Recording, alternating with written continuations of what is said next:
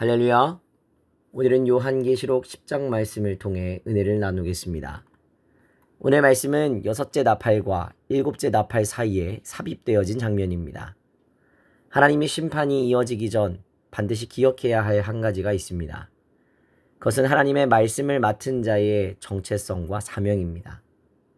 하나님의 진노의 날은 반드시 오지만 그 심판 이전에 복음을 듣고 회개할 기회를 주시는 하나님을 기억해야 합니다. 그러면 이러한 하나님의 뜻을 감당할 사람은 누구입니까? 오늘 말씀은 작은 두루마리를 먹은 자가 되어 다시 예언할 사람, 바로 하나님의 거룩한 백성인 우리 한 사람 한 사람이 되어야 한다고 말하고 있습니다. 요한은 하늘에서 내려오는 힘센 다른 천사를 봅니다. 구름을 입고 머리 위에 무지개가 있고 얼굴은 해 같고 발은 불기둥 같으며 라고 이 천사를 묘사합니다. 이 모습은 하나님의 영광을 상징하는 것과 같습니다.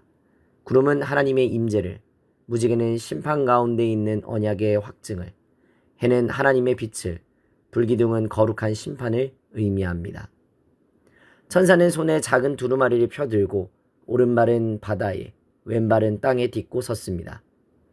이것은 하나님께서 온 세상을 향해 심판과 구원의 말씀을 선포하심을 상징하는 것입니다. 천사가 사자처럼 외칠 때 7 우레의 음성이 들립니다. 요한은 그것을 기록하려고 했지만 기록하지 말고 임봉하라는 음성이 들립니다. 하나님은 모든 것을 드러내지 않으십니다. 우리의 한계를 아시고 때가 이를 때까지 숨기십니다. 우리는 모든 것을 알지 못하지만 한 가지는 분명히 압니다. 하나님의 뜻은 결코 지체되지 않고 반드시 이루어진다는 것입니다. 또 하늘의 음성이 요한에게 말합니다. 가서 천사에게서 작은 두루마리를 갖다 먹어라. 입에는 꿀같이 달고 배에서는 쓰게 되리라. 하나님의 말씀은 꿀같이 달지만 그 말씀대로 살아내려 할 때 현실의 쓰라림이 찾아옵니다. 복음은 듣는 자에게는 기쁨이며 생명이 되지만 그 복음을 전하려는 자에게는 고난과 핍박이 따릅니다. 예레미야도 내가 주의 말씀을 얻어 먹었사오니 내 마음에 즐거움이요 기쁨이었나이다 라고 고백했지만 예레미야는 곧 이어 고난의 길을 걷게 됩니다. 말씀을 먹는 자는 반드시 그것을 전하는 삶을 살아야 합니다. 그리고 그 길은 결코 쉽지 않지만 영광스러운 사명의 길임을 기억해야 합니다. 말씀을 먹은 요한에게 주어진 명령은 분명했습니다. 많은 백성과 나라와 방언과 임금에게 다시 예언하여야 하리라는 명령이었습니다. 하나님의 말씀을 경험한 사람에게는 사명이 주어집니다. 듣는 사람, 감동받은 사람으로 머물 수 없습니다. 전해야 할 사명과 다시 예언할 책임이 있는 것입니다. 우리는 복음을 먹은 자입니다. 그렇다면 반드시 다시 예언할 사명이 있습니다. 하나님은 이 세상이 멸망하기 전에 하나님의 종들을 통하여 복음을 다시 한번 선포하시려 합니다. 그 사명을 오늘 우리에게 맡기신 것입니다.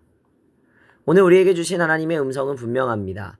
하나님의 말씀을 깊이 받아들이고 받은 말씀을 세상 가운데 선포하라는 것입니다. 이 아침 다시 한번 복음을 경험하고 이 복음을 위해 고난도 감당하겠다라는 각오로 주님의 보내심을 받는 복음의 귀한 증인들이 되시기를 결단하는 귀한 아침이 되시기를 주님의 이름으로 간절히 축복합니다. 오늘의 기도 제목입니다. 하나님의 말씀을 깊이 먹고 살아내는 삶이 될 수 있도록, 고난의 쓰라림도 믿음으로 감당할 수 있도록, 복음을 맡은 증인의 사명을 잘 감당할 수 있도록 기도하시기 바랍니다. 기도하겠습니다. 걸어가신 하나님, 오늘도 우리에게 말씀을 주시니 감사합니다. 달콤한 복음의 말씀을 우리의 심령 깊은 곳까지 먹게 하시고 그 말씀이 우리의 삶이 되게 하여 주시옵소서.